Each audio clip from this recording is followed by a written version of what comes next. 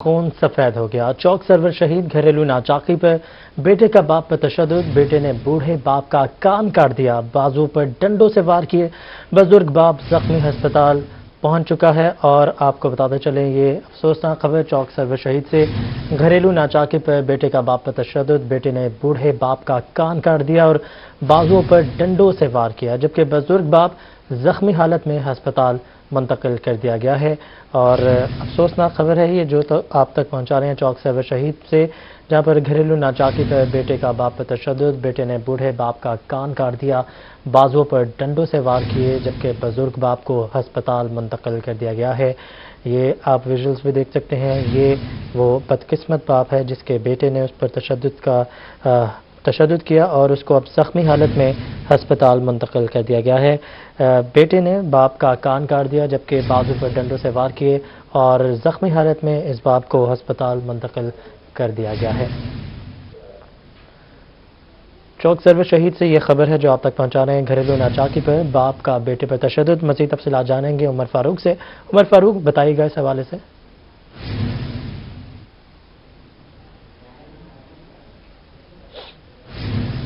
عمر فاروق اگر آپ ہمیں سن پا رہے ہیں تو بتائیے گا کیا تفصیلات ہیں اس حوالے سے آپ کے پاس؟ جی بالکل، یہ جو انتہائی افسوسناک واقعہ پیش آیا ہے یہ چوک سرور شہید کا نواحی علاقہ ٹیکس نمبر 546 چک ہے، جہاں پر یہ واقعہ پیش آیا کہ نوجوان بیٹے نے اپنے بوڑھے والد پر تشدد کیا۔ تشدد کے باعث جو یہ اس کا کان ہے وہ کٹ گیا اور ساتھ ساتھ جو ڈنڈوں کے ساتھ وار کی، جو اس کے بازو پر بھی شدید چوٹیں نہیں اور پورے جسم پر نشانات تھے، جس کے باعث جو ہے اسے سیریس حالت میں اسے تحصیل ہیڈ کوارٹر اسپتال چوک سرور شہید میں منتقل تو کر دیا گیا، لیکن وہاں پر پولیس نے فوری طور پر کارروائی کرتے ہوئے دونوں بیٹوں کو گرفتار کر لیا اور ان کے خلاف جو ہے وہ قانونی کارروائی جو ہے وہ عمل میں لائی جا رہی ہے۔ ٹھیک ہے عمر، یہ بھی بتائیے گا اس کی وجہ کے سامنے ہے اس تنازع کی؟ اس کی وجہ جی یہ جو ہے گھریلو ناچاکی پر جو ہے ان کے گھریلو معاملات جو ہے وہ کافی عرصے سے چلے آ رہے تھے، جس پر جو ہے انہوں نے جو بیٹے ہیں انہوں نے اپنے بوڑھے والدین پر تشدد کیا۔ ٹھیک ہے، بوڑھے والدین پر تشدد کیا گیا ہے۔ عمر فاروق بہت شکریہ، اپنے اس حوالے سے اپڈیٹ کیا۔ خبر ہے آپ کو ججز کے تقرر تبادلوں کے حوالے سے، چیف جسٹس محمد امیر بھٹی تمام ماتحت عدالتوں کے انسپیکشن جج مقرر کر دیے۔ جسٹس عائشہ ملک ملتان کی ضلعی عدالتوں کے انسپیکشن جج مقرر ہیں، جسٹس شاہد وحید سرگودا کی ضلعی عدالتوں کے انسپیکشن جج مقرر، justice Ali Baqir Nasfi Bahawalpur, justice Syed Shahbaz Ali Rizvi D G Khan, justice Shahid Jamil Khan Khanewal, justice Sardar Ahmad نعیم وہاڑی کی عدالتوں کے انسپیکشن جج مقرر کر دیے گئے ہیں۔ جسٹس سردار محمد سرفراز ڈوگر مظفر گڑھ کی عدالتوں کے انسپیکشن جج ہوں گے، جسٹس اسجد جاوید گھرال راجن پور کی عدالتوں کے انسپیکشن جج کے فرائض انجام دیں گے۔ جسٹس مزمل اختر شبیر، رحیم یار خان، جسٹس انوار الحق میاں والی اور جسٹس محمد وحید خان بھکر کی عدالتوں کے انسپیکشن جج تعینات کر دیے گئے ہیں۔ جسٹس رسال حسن سید اللہ اور جسٹس صادق محمود خرم بہاول نگر کی عدالتوں کے انسپیکشن جج مقرر کیے گئے ہیں۔ جسٹس شکیل احمد لودھرا، جسٹس محمد رضا قریشی خوشاب کی ضلعی عدالتوں کے انسپیکشن جج مقرر کیے گئے ہیں۔ اور اب بات کچھ لوڈ شیڈنگ کے حوالے سے، ملتان میں بجلی کی غیر اعلانیہ لوڈ شیڈنگ جاری ہے، شہری اذیت میں مبتلا ہیں، کاروباری زندگی ٹھپ ہو کر رہ گئی ہے، تاجر برادری بھی حکومت سے نالاں ہیں۔ مزید تفصیلات جانیں گے سہیب کرمانی سے۔ سہیب اپڈیٹ کیجیے گا۔ جی لوڈ شیڈنگ نے جینا حرام کر دیا شہریوں کا، شہری شدید پریشان ہیں، شکوے کر رہے ہیں، حکومت سے نالاں نظر آ رہے ہیں اور تاجر برادری اور کاروباری حضرات جو ہیں چھوٹے کاروباری خاص طور پر وہ بہت زیادہ پریشان ہیں۔ لوڈ شیڈنگ کی وجہ سے نہ ہی دکانوں پہ گاہک آ رہا ہے اور ان کا خود کا بھی جینا حرام ہے، یہاں پہ لائٹ نہیں ہے اور پنکھے نہیں چل رہے، گرمی سے برا حال ہے، یہاں پہ کھڑے ہو کر کاروبار کرنا بہت مشکل ہے اور روزی روٹی جو ہے وہ بھی بند ہو گیا، کاروبار ٹھپ ہو کر رہ گیا۔ ہمارے ساتھ شہری موجود ہیں، وہ لوڈ شیڈنگ پر کیا بات کرتے ہیں، کیا کہتے ہیں لوڈ شیڈنگ کے بارے میں، ان سے بات کرتے ہیں کہ کیا مسائل ہیں ان کو، کیا شکوے ہیں حکومت سے۔ جی بتائیے گا۔ لوڈ شیڈنگ سے بہت سارے مسائل چل رہے ہیں، لوگ تنگ آ گئے، گرمی اتنی زیادہ ہے، عوام کو کوئی احساس نہیں ہے، گورنمنٹ کو احساس نہیں ہے، نئے پاکستان میں لگے ہوئے ہیں، پرانے پاکستان میں ہی آنے دیں، ہمیں نیا پاکستان نہیں چاہیے۔ ہر لحاظ سے گورنمنٹ کو نیا پاکستان تباہ کر کے رکھا ہوا ہے، بہت برے حالات کیے ہوئے ہیں، کنڈیشن جو ہے نا گرمی سے بس ہوئی ہوئی، آپ ابھی بھی دیکھ لیں لائٹ ہے ہی نہیں۔ جی ابھی بھی لائٹ نہیں ہے, کچھ لوگوں نے UPS لگوائے ہیں لیکن جو UPS نہیں لگوا سکتے ان کا بہت برا حال ہے. وسیم بہت شکریہ آپ کا. بھی آپ کو بتائیں کہ ملتان میں 6 سے 7 گھنٹے کی لوڈ شیڈنگ جاری ہے. غیر اعلانیہ لوڈ شیڈنگ سے گھریلو صارفین پریشان ہیں. شہریوں کا کہنا ہے کہ لوڈ شیڈنگ کے باوجود بجلی کے بل زیادہ آتے ہیں. اسی حوالے سے مزید بات کریں گے وسیم شہزاد سے. وسیم اپڈیٹ کیجیے گا. جی بالکل, ملتان میں غیر اعلانیہ لوڈ شیڈنگ کے باعث جو شہری ہیں ان کو خاصا مشکلات کا سامنا جو ہے وہ کرنا پڑ رہا ہے. شہر بھر میں جو لائٹس ہے وہ 6 سے 7 گھنٹے تک جاری ہے, جس سے گھریلو صارفین جو ہے وہ بھی پریشان ہے, ساتھ ساتھ جو تاجر ہے وہ بھی پریشان ہے. اس وقت ہم ایک گھر میں موجود ہیں, یہاں موجود لوگوں سے بات کرتے ہیں. میڈم کیا کہیں گی, کتنی مشکلات کا سامنا کرنا پڑ رہا ہے لائٹ نہ ہونے کی وجہ سے؟ ہماری زندگی جو ہے اب وہ بجلی پہ ڈیپینڈ کرتی ہے. زیادہ تر سارے کام جو ہیں, کپڑے پریس کرنا ہو, گھر کا کوئی بھی کام کرنا ہو تو لائٹ کے بغیر ناممکن ہے.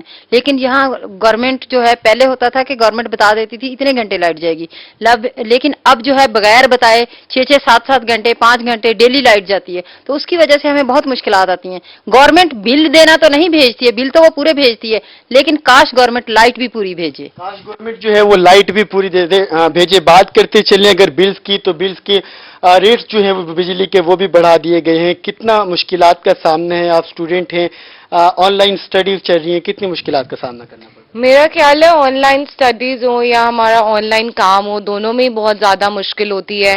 بیکاز UPS بہت زیادہ دیر چل نہیں سکتا ہے اگر اتنی زیادہ دیر لائٹ جاتی ہے. اس کے علاوہ مسئلہ یہ ہے کہ پھر ہمیں بار بار جو ہے وہ ڈسکنیکٹ ہو جاتے ہیں ہم لوگ زوم میٹنگز سے. تو نہ صرف یہ کہ اسٹوڈنٹس کو اٹینڈنس کا ایشو ہو رہا ہوتا ہے, بلکہ ہماری کچھ بہت امپورٹنٹ میٹنگز چل رہی ہوتی ہیں, وہ بھی مس آؤٹ ہو جاتی ہیں. میرا خیال ہے کہ گورنمنٹ کو اس بارے میں سوچنا چاہیے, کیونکہ اگر وہ ہمیں جابس بھی نہیں دے پا رہے ہیں, ایجوکیشن بھی نہیں دے پا رہے ہیں, بجلی بھی نہیں دے پا رہے ہیں, تو what is the point then? ہم لوگ ان کو اتنا ٹیکس کیوں پے کر رہے ہیں اور بلز ٹائملی کیوں پے کر رہے ہیں اگر ہمیں فیسیلیٹیٹ ہی نہیں کیا جا رہا ہے؟ خاصا مشکلات کا سامنا ہے. ٹیکسز جو ہیں وہ بھی ادا کیے جا رہے ہیں, مگر اس کے ساتھ ساتھ بات کرتے چلیں تو شدید مشکلات جو ہے وہ شہریوں کو سامنا کرنا پڑ رہا ہے, اور شہری اپنے گھروں میں ہاتھوں سے جو پنکھا ہے وہ کر رہے ہیں. کیا کہیں گے, کتنی مشکلات کا سامنا ہے؟ دوبارہ سے یاد ماضی جو ہے وہ ہم اس کی طرف گامزن ہوتے جا رہے ہیں, سابقہ بار کی طرف واپس جا رہے ہیں, کیا کہیں گے؟ بتا کہ ہم جب چھوٹے ہوتے تھے لائٹ جاتی تھی, ہم سب بچے چھوٹے چھوٹے کھیلتے تھے آپس میں, اس ٹائم تو پتہ نہیں چلتا تھا, لیکن جیسے جیسے ہم بڑے ہوتے گئے تو ہمارے اوپر ذمہ داریاں آتی گئی. لائٹ کے اوپر ہمارا ٹوٹلی لائٹ پر ڈیپینڈ کر رہے ہیں. کوئی کام کرنا ہے, پسینوں سے ہماری حالت بری ہے اس ٹائم. میں اسٹوڈنٹ ہوں, میری اتنی آن لائن کلاسز مس ہوئی ہیں, لائٹ چلی جاتی تھی, میں کلاس لے رہا ہوتا تھا, میری پریزنٹیشنز مس ہو چکی تھی, جس کی وجہ سے میرے لوگوں کو مشکلات کا سامنا کرنا پڑا. وسیم شہزاد بہت. کمشنر ملتان جاوید اختر محمود کی زیر صدارت ڈویژنل ڈیولپمنٹ ورکنگ پارٹی کا اجلاس, ڈویژن کے ترقیاتی منصوبوں کی پیش رفت کا جائزہ لیا گیا. کمشنر کا نئے مالی سال 2021-22 کے ترقیاتی منصوبوں کا PC1 31 جولائی تک تیار کرنے کا حکم. اجلاس کا مزید احوال بتائیں گے گوہر رحمان. ملتان ڈویژن کے مالی سال 2021-22 کے ترقیاتی منصوبوں کے حوالے سے اچھی خبر یہ ہے کہ کمشنر ملتان جاوید اختر محمود کی زیر صدارت اہم اجلاس ہوا ہے. اس میں ترقیاتی اسکیموں کا جائزہ لیا گیا ہے. کمشنر ملتان جاوید اختر محمود کی جانب سے تمام جو ڈپٹی کمشنرز ہیں انہیں ہدایات جاری کی گئی ہیں کہ تمام جو ترقیاتی منصوبے ہیں ان کا PC1 31 جولائی تک تیار کر کے پیش کیا جائے. کمشنر ملتان جاوید اختر محمود ہمارے ساتھ اس وقت موجود ہیں, ہم انہی سے جانتے ہیں مزید. سر بتائیے گا, بڑا طویل اجلاس تھا, اس میں مزید کون کون سے فیصلے لیے گئے ہیں اور مزید کیا احکامات آپ کی جانب سے جاری کیے گئے ہیں؟ بسم اللہ الرحمن الرحیم. Thank you very much.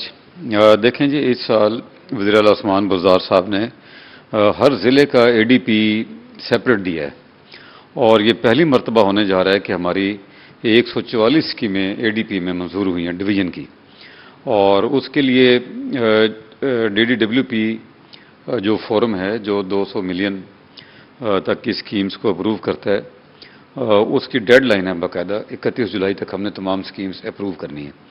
الحمدللہ اب تک ہم نے 86 اسکیمیں پورے ڈویژن کی اپروو کر دی ہیں, جس میں پبلک ہیلتھ انجینئرنگ, اس میں واسا ہے, روڈ سیکٹر ہے, ایجوکیشن, ہیلتھ, اور باقی جتنے بھی ہمارے سیکٹرز ہیں ہائی ویز کے وہ شامل ہیں. اور انشاءاللہ ہم جو ٹائم لائنز ہیں, ڈیڈ لائنز ہیں, اس کو میٹ کریں گے تاکہ گورنمنٹ آف پنجاب کا جو ایک اس سال بہت بڑا ڈیولپمنٹ پلان ہے اس کو ہم ٹائم پر کمپلیٹ کریں.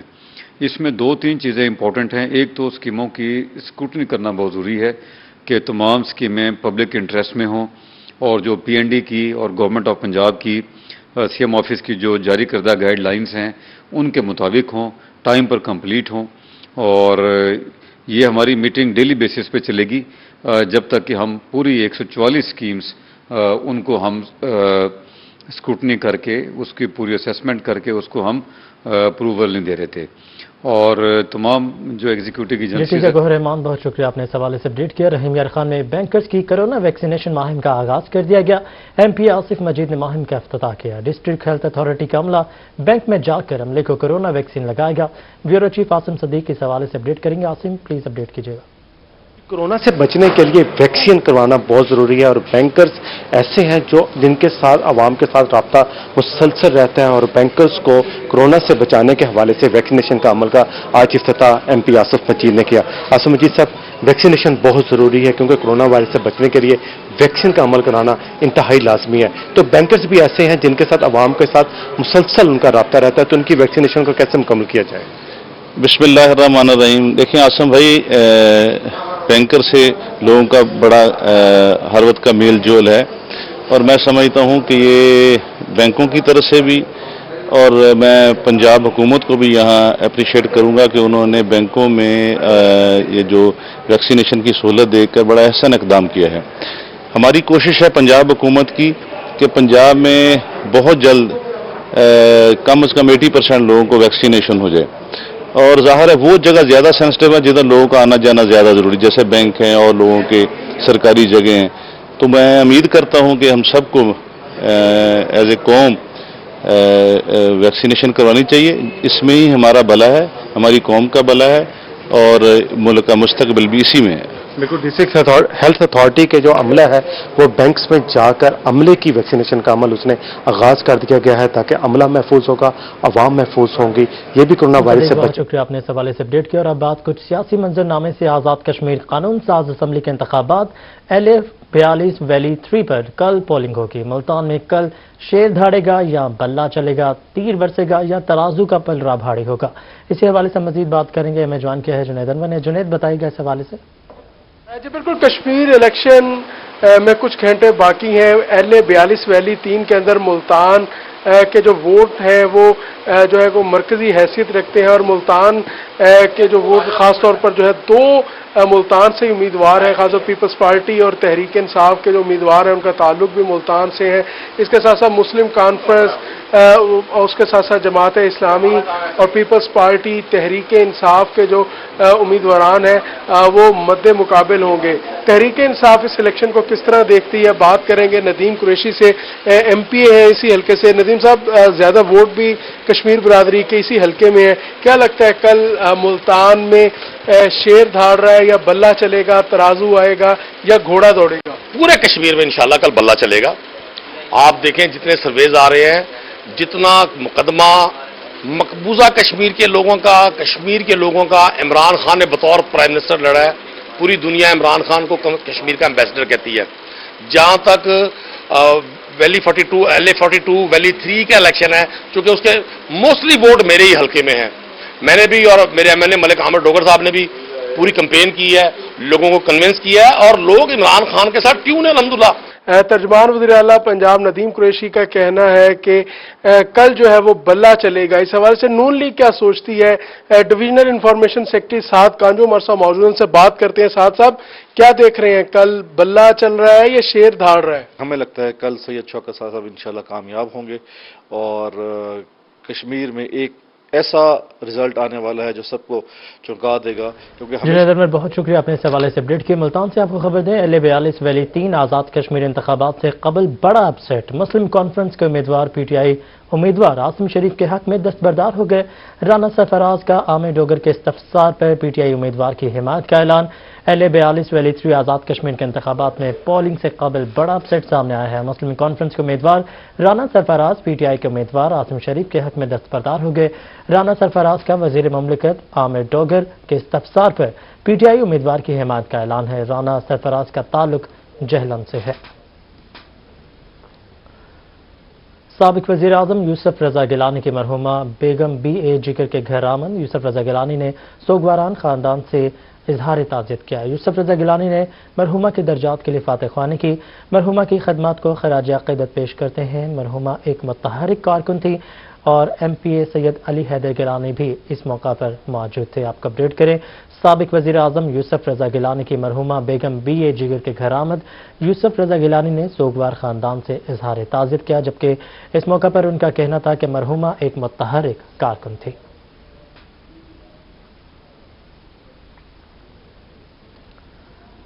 CPO मुनीर मसूद की मुहर्रमुल हराम के इंतजामात बारे इजलास। CPO की पुलिस अफसरान को जलूस रूट्स का दौरा करने की हिदायत। जलूसों और मजालिस में ज़ाब्ता अखलाक पर अमल दरामद किया जाए। इमाम बारगाहों के इर्द गिर्द CCTV कैमरे नस्ब किए जाएंगे। मीटिंग में पुलिस अफसरान और लाइसेंस दारान ने शिरकत की है। और इसी के साथ न्यूज़ स्टूडियो से फिल वक्त इतना।